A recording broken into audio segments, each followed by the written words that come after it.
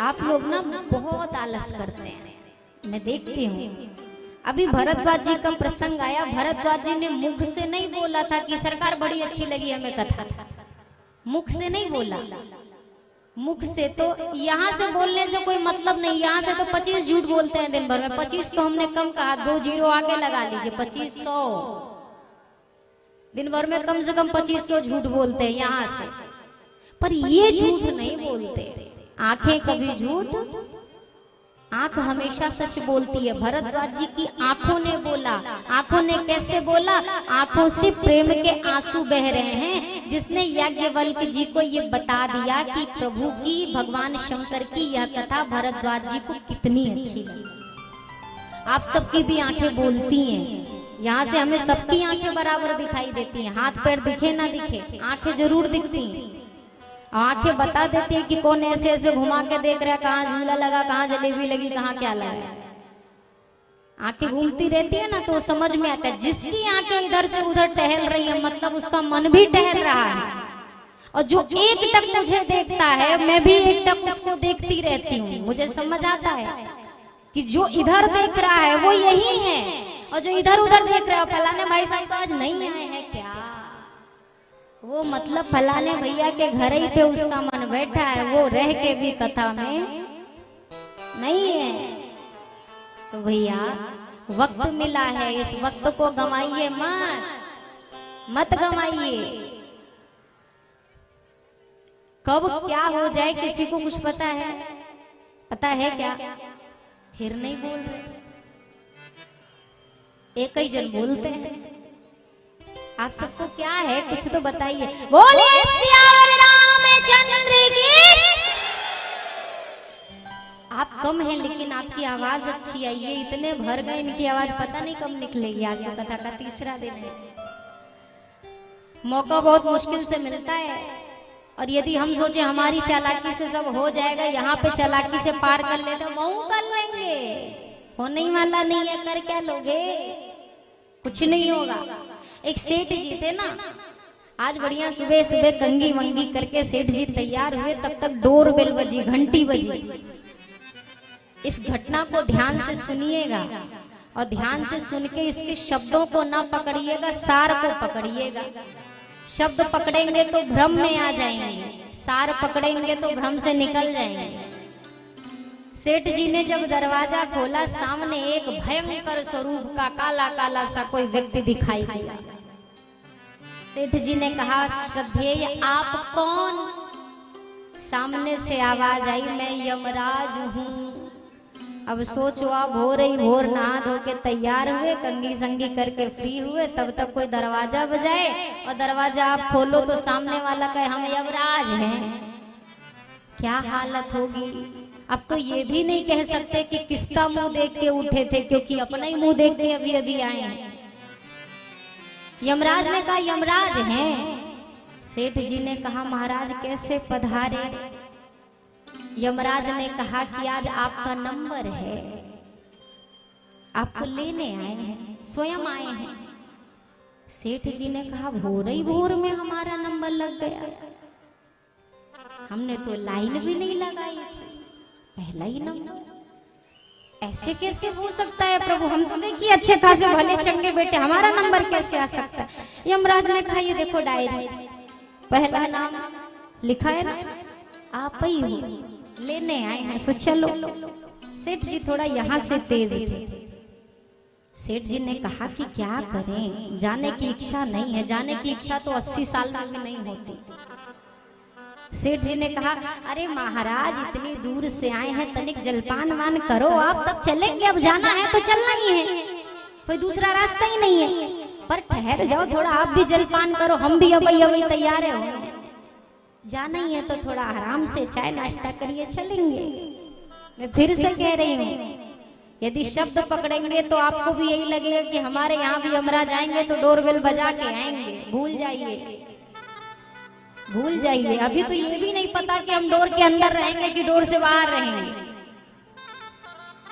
अब सेठ जी ने क्या किया, यमराज को बढ़िया जलपान कराया, इतना जलपान कराया, इतना खिलाया पिलाया कि यमराज ने कहा अब इतना खाने पीने के बाद अब थोड़ी आलस लग रही है, सेठ ने खिलाया ही इसीलिए था।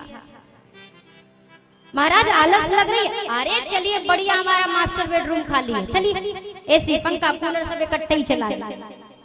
अब बढ़िया जैसे ही पहुंचे यमराज शयन करने लग गए। हालांकि करते नहीं है, मैं फिर बोल रही हूँ, धोखे में मत रहिएगा कि वो भी आएंगे तो हम पहले नाश्ता कराएंगे तब वो हमको लेके जाएंगे, भूल जाइए। यमराज शयन करने लगे। अब यमराज ने बगल में जो डायरी रखी थी ना, सेठ जी को मौका मिला, ऊपर वाले माले पे यमराज को सुलाया था, डायरी लियो सरपट भागे नीचे। व्हाइटनर जानते हैं ना, जो गलत हो जाता है तो सफेद वाला पोत पात के उसको सही कर देते हैं। सेठ जी ने भी वही किया, जो अपना नाम लिखा था ना ऊपर वाले पे सफेदी लगाई और अपना नाम पहले नंबर से मिटा के डायरी पूरी पलटी, आखिरी नंबर पे अपना नाम लिखा, पहले से हटाया और कहाँ लिखा, आखिरी में, लास्ट में। सेठ जी ने सोचा कि अरे जब तक आखिरी तक नंबर आएगा, 8-10 साल तो कहीं नहीं गए, 8-10 साल तो आराम से चल जाएगा, इतने दिन बाद आएगा। अब सेठ जी बढ़िया प्रसन्न है, अब वो सोच रहे हैं कि कब उठे यमराज हम उन्हें विदा कर। सेठ जी बढ़िया प्रसन्न, अब हमारा कुछ भी बिगड़ने वाला है ही नहीं, वो कहेंगे कि चलो तो हम कहेंगे नाम दिखाओ, और नाम तो आखिरी में। अब इतनी चतुराई तो सेठ जी ने दिखाई। यमराज उठे थोड़ी देर बाद, हालांकि यमराज उठते नहीं है, उठाने का काम करते, लेकिन आज उठे हैं, कहानी उठे और उठ करके जब आए, आज यमराज जो दूसरों को रुला देते हैं, आज यमराज के नेत्र में अश्रु हैं, भाव के अश्रु। क्यों? यमराज ने कहा बेटा, आज तक मैं जहां भी गया लोग मुझे देखकर चीखते थे, पुकारते थे, तुम पहले ऐसे मिले हो जो इतना सम्मान दिया है। कोई नहीं चाहता कि मैं उसके घर जाऊं, तुम पहले ऐसे निकले जिसने इतना खिलाया पिलाया, आराम दिया, सुख दिया, मैं बहुत खुश हूं तुमसे। सेठ जी ने कहा नहीं नहीं नहीं, वो तो हमारा फर्ज था, बाप मेहमान है, हमारे घर आए हैं तो उतना तो बनता है करना। यमराज ने कहा ना ना, इतने से नहीं होगा, मैं इतना खुश हूँ, इतना खुश हूँ कि आज तुम्हारे लिए मैं अपना नियम बदल दूंगा। सेठ जी ने कहा महाराज कौन सा नियम? यमराज ने कहा आज तक मेरा नियम रहा है कि मैं पहले नंबर से उठाता था, लेकिन आज मैं इस नियम को तोड़ूंगा, आज मैं आखिरी से उठाना शुरू करूंगा, आज आखिरी से शुरू करूंगा, पहले से नहीं उठाऊंगा। सेठ जी तो एकदम फुलगप्पा हुए थे कि अब तो हमें कोई उठा ही नहीं सकता है, आखिरी में नाम है। यमराज ने कहा आज आखिरी से शुरू करेंगे, पहले वालों को बहुत उठाया। चतुराई काम आई क्या? कोई लाख करे चतुराई, कर्म का लेख मिटे नारे, नहीं मिटता। मैया ने जो प्रश्न किए, भोले बाबा ने उत्तर देना प्रारंभ किया है। निर्गुण ब्रह्म के विषय में बताया, गोस्वामी जी ने भी मानस में लिखा। सबसे सरल उदाहरण से यह बताया कि निर्गुण निराकार ब्रह्म जो होता है, पानी की उपमा दी। जैसे पानी का कोई आकार होता है क्या?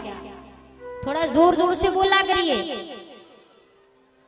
पानी का कोई आकार नहीं होता। गिलास में रखिए, गिलास के जैसा, लोटे में रखिए, लोटे के जैसा, कटोरी में रखिए, कटोरी के जैसा, कोई आकार नहीं। हाथ में पकड़ाता है क्या?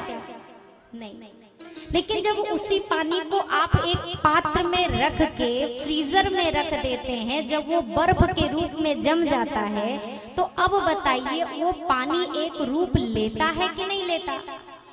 अब वो पकड़ा जा सकता है कि नहीं जा सकता?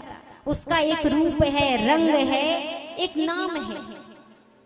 निर्गुण निराकार ब्रह्म ऐसा ही है, निर्गुण रूप में पानी की तरह होता है। और जब कोई भक्त अपने भाव की कटोरी में रख करके परमात्मा को जो रूप देना चाहता है, प्रेम के द्वारा जब वो रूप देता है, सरकार एक रूप लेकर के आते हैं।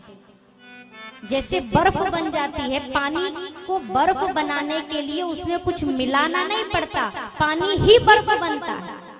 ठीक उसी प्रकार से निर्गुण ब्रह्म ही सगुण रूप में आते हैं। कब?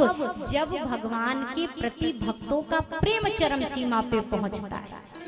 सो केवल भगतन हित लागी, केवल भक्तों के लिए भगवान इस धरती पर आए हैं, केवल भक्तों के लिए। केवल शब्द लगा है, कोई और दूसरा कारण नहीं है भगवान के आने का। रावण को मारना कोई कारण नहीं है। रावण को यदि मारना होता, सरकार अयोध्या से बाण छोड़ते ना, तो वहां पे जाके रावण को लग